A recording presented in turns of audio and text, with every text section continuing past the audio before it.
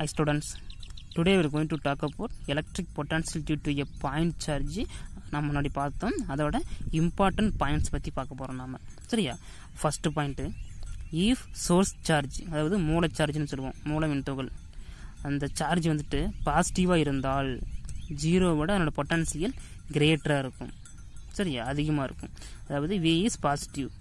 அதுவே நெகட்டிவாக இருந்தால் if source charge is negative, zero விட கம்மியாக இருக்கும்.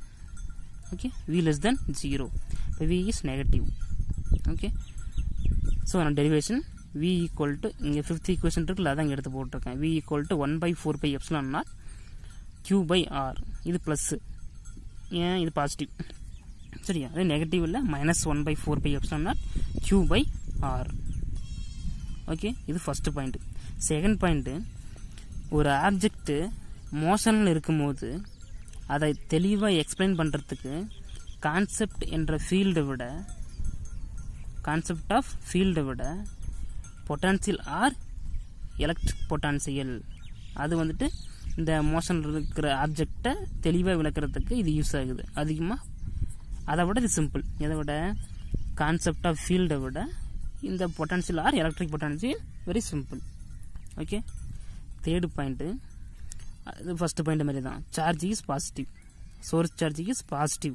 பாசிட்டிவாக இருக்கும்போது இது ஃபிஃப்த் ஈக்குவேஷன், அதான் எடுத்து இங்கே போட்டோம். இங்கே நான் பார்த்துக்கணும் நம்ம. சரியா? இப்போ ஆர் இன்க்ரீஸ் ஆக ஆக, டிஸ்டன்ஸ் ஆர் இன்க்ரீஸ் ஆக ஆக அதனோட பொட்டன்சியல் V என்னாகும், டிக்ரீஸ் ஆகிட்டே வரும். ஓகே, அதுவே நெகட்டிவில் இருக்கும்போது ஆர் வந்துட்டு இன்க்ரீஸ் ஆக ஆக, ஏன்னா நெகட்டிவில் இன்க்ரீஸ் ஆகுது, அப்போ ஆக ஆக அதனோட பொட்டன்ஷியல் என்னாகும், இன்க்ரீஸ் ஆகும். Okay, suppose r equal to infinity, infinity தூரம் போகும்போது அதனோட பொட்டன்ஷியல் எப்படி இருக்கும், ஜீரோவாக தான் இருக்கும். ஓகேவா? ஃபோர்த்து பாயிண்ட்டு, நம்ம கிராவிடேஷன் பார்த்தோம்ல 11th 6th லெசனில், அதே மாதிரி தான். ஒரு எர்த் இருக்குது, அதுக்கு மேலே ஒரு ஆப்ஜெக்ட் கொண்டு போகிறோம் ஒரு குறிப்பிட்ட ஹைட்டில். அப்படி கொண்டு போகும்போது அந்த ஆப்ஜெக்ட் ஒரு பொசிஷனை பொறுத்து அதனோட எனர்ஜி கிடைக்கும், அதுதான் பொட்டான்ஷியல் எனர்ஜின்னு படிச்சோம் நம்ம. அதே மாதிரி அதில் தான் அங்கே அந்த ஹைட்டில் தான் ஹையர் கிராவிடேஷன் பொட்டான்ஷியல் இருக்கும் அந்த ஆப்ஜெக்ட்டுக்கு. சரியா? கீழே லோயர் கிராவிடேஷனல் பொட்டான்ஷியல் இருக்கும்.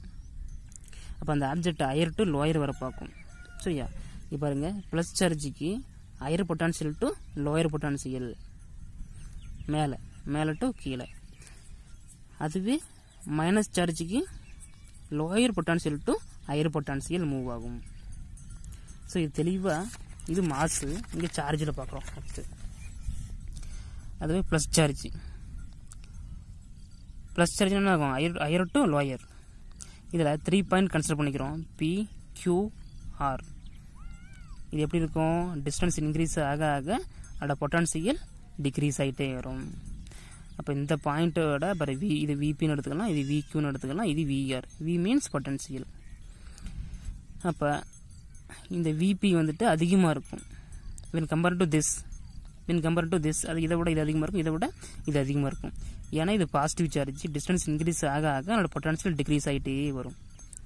இங்கே நாம் ஒரு டெஸ்ட் சார்ஜ் எடுத்துக்கிறோம், ப்ளஸ் சார்ஜ், அதாவது ப்ளஸ் Q டேஷ் எடுத்துக்கிறோம். அது என்ன ஆகுது, இது பாசிட்டிவ் சார்ஜ், பாசிட்டிவ் என்ன ஆகும், ரிப்பல்சன் ஆகும். இது ஹையரு, இது லோயரு, ஏன்னா கிரேட்டர் தான். இங்கே ஹையராக இருக்கும், இங்கே லோயராக இருக்கும். அப்போ higher potential to lower potential move ஆகும். அம்புக்குறி போட்டுக்கணும், இதுதான் இந்த அம்புக்குறி தான். Plus Q dash higher to lower potential. அதுவே அதே சோர்ஸ் சார்ஜ் ப்ளஸ் Q தான், பட் இங்கே டெஸ்ட் சார்ஜுக்கு மைனஸ் வைக்கிறோம். இப்போ என்ன ஆகும், இது ப்ளஸ்ஸு ரிப்பிள் ஆகும், இந்த சைடு போகும். இது ப்ளஸ்ஸு மைனஸ் அட்ராக்ட் ஆகும். இப்படி அட்ராக்ட் ஆகும்போது அதே மாதிரி தான் சேம், இதை விட இது கம்மியாக இருக்கும், இதை விட இது கம்மியாக இருக்கும் பொட்டன்சியல், ஏன்னா இது ப்ளஸ் சார்ஜ்.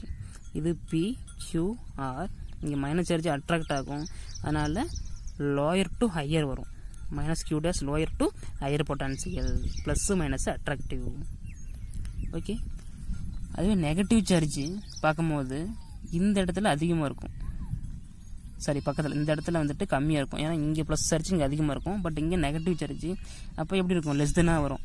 இங்கே PQR, VP less than VQ less than VR. அப்போ இங்கே அதிகமாக இருக்கும் தென் கம்பேர் டு இங்கே, இதை விட இது அதிகமாக இருக்கும், இதை விட இது அதிகமாக இருக்கும். அப்படி சரியா?